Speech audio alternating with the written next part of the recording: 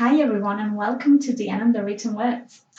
And today I wanted to talk about The Ballad of Songbirds and Snakes by Suzanne Collins. But it's going to be a bit of a different video. This is not a review at all. So far I've read about 150 pages, but today I'm going to talk about the annotations that I've made in the first 100 pages. And a couple of disclosures here. I haven't been spoiled by anything other than I haven't seen any titles of videos on YouTube saying this is the best, you have to read it, or something like that. I've only seen a few titles like review of this and that. So I have a feeling it's not 100% successful, this book. But knowing that's all I really know. I have been taking annotations as I read it, and I haven't researched into those annotations. So these are just my very raw thoughts of things that I would like to make connections with, and I don't want to look into it any further for now, again, not to get spoiled. But I thought it was interesting because even though so far this is not the deepest book that I've ever read, right? It is interesting how I'm engaging with the text, and I hope that you'll get something from it. And you can let me know if you find this helpful in any way, or if you have had the similar thoughts while you were reading it. What else to say?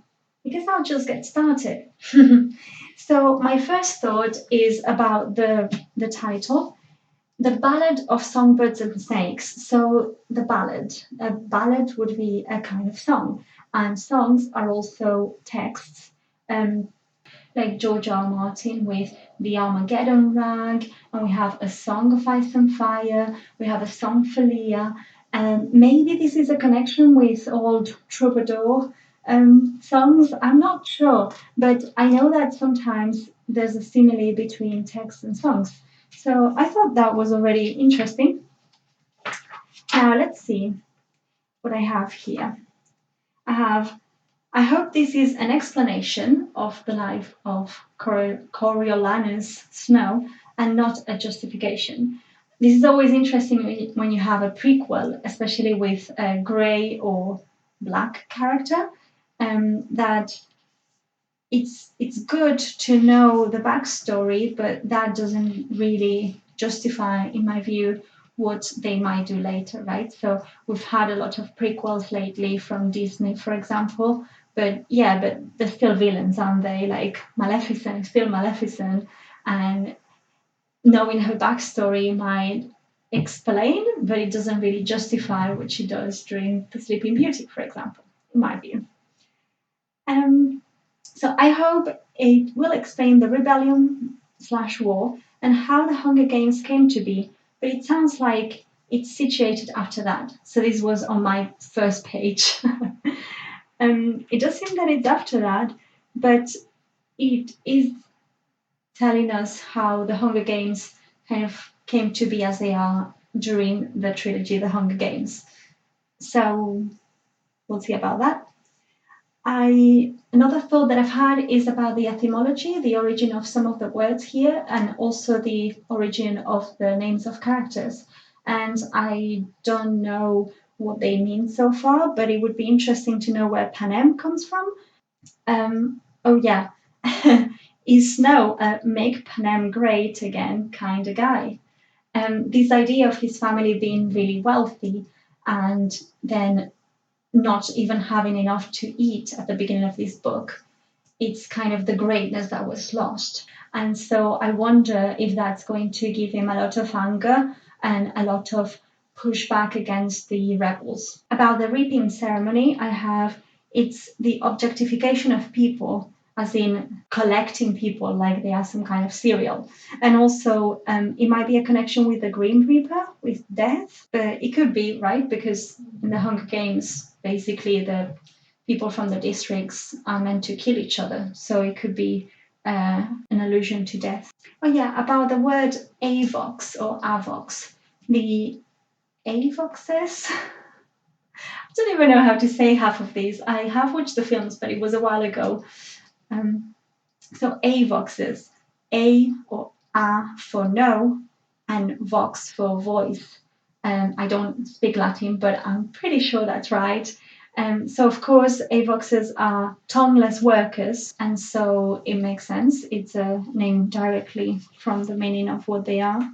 And of course, we very soon get this imagery with roses in the Snow family. It is a nice idea that he sees the rose as a symbol of his mother and his grandmother, and we don't get that kind of positive lens to look at President Snow during the Hunger Games.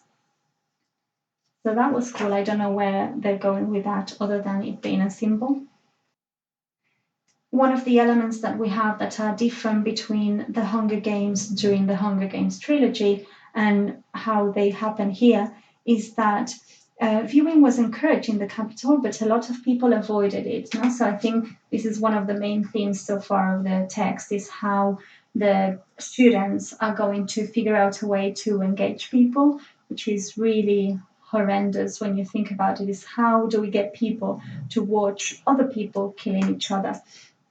Um, but yeah, this doesn't seem to be the case during the Hunger Games trilogy. It seems that everyone is watching them, so I suppose they were they got what they wanted in that. Oh yeah, Avox has also reminded me of various little birds during the Song of Ice and Fire, and I would like to explore that more in the future. Then regarding names of characters, we have Satyria. So surely that comes from satire. Um, and I'd be interested to compare her personality to a satire in Greek mythology and maybe in other literature. Then the term peacekeepers. That one was very reminiscent of 1984. Of course, we've seen this during the Hunger Games trilogy as well, but it's the idea of naming something the opposite of what it means. So in 1984, by George Orwell, you get the Ministry of Peace, and they're the ones making war, right? But it gives people the idea that they're striving for peace when that's not really what they're doing. And in here, we have the peacekeepers, which they're supposed to be keeping peace, but what they're actually doing most of the time is to be very violent and just to serve the interests of the capital against even the capital citizens. I wonder what that reminds me of. Then we have the character of Casca Highbottom, the man credited with the creation of the Hunger Games. And that one is interesting because it's really similar to Haymitch during the Hunger Games, at least this first description that we get of him. He presented himself to the students with all the verve of a sleepwalker, dreamy eyed, and as usual, doped up on morphling. And with Dean Highbottom, I got this impression that Suzanne Collins seemed to have taken the same characters of the Hunger Games and just named them something different, changed the maybe what they are in this book, and gone with it. Um, I'm not sure if that's going to be true. That's only my thoughts at page 20. There's this idea that the richer get richer and the poorer get poorer in here, with the fact that the better fed, more capital friendly districts of 1 and 2 produce more victors because they're not just better fed, but also they get more training.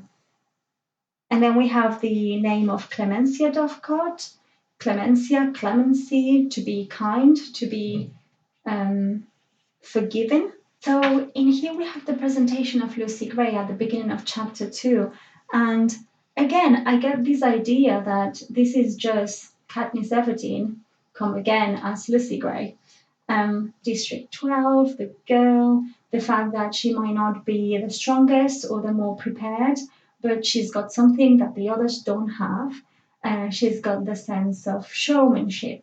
And maybe Katniss is not a natural on it, but somehow she makes it work.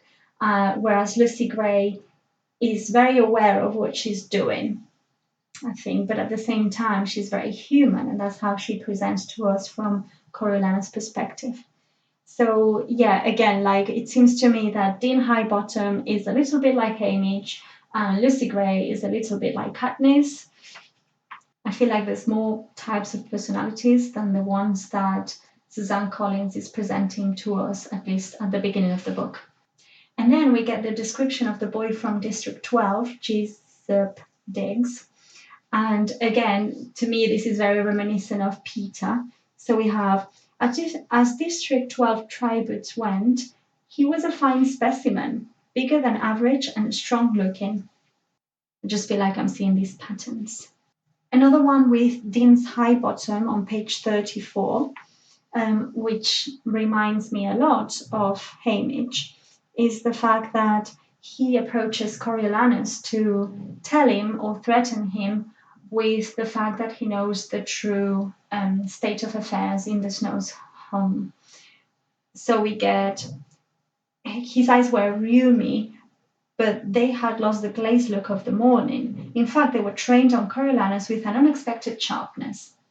It seems that Hamish during the Hunger Games is also this character that's high all the time, and Dean Highbottom is doing the same, but at the same time, both of them are very aware of what's happening around them. An interesting word again, mutations. So that to me is like mut, as in dog, but mutation, not so the mutation of something that's considered less. It seems that Coriolanus is going to realize that people from the district aren't that bad, but at this point on page 48, at the beginning of chapter 4, we get, fortunately, shock rooted him to the spot, because the only thing worse than him standing amongst the district riffraff in the zoo would be him running around like a fool trying to escape. Riffraff, right? So that's what he thinks at this point about the people from the districts. Bear in mind that Sejanus is one of them as well, or used to be. We have a character called Pontius Pilatus, maybe? I don't know if this term is real or if it's a part of this universe, Covey. But this is where Lucy Gray says she belongs, which seems to me like they're travelers. But does it mean something specifically? Let me know. So you get these other characters, Lepidus and also Coriolanus, trying to figure out where Lucy Gray comes from, because that's very important in this society, isn't it? We want to know what number you come from. So what district are you from then? Asked Lepidus. No district in particular. So either she's hiding something by not saying what district she's from, perhaps she's District 13, or she is just, again, showing that she doesn't follow the norms and that her personality is not dictated by where she comes from.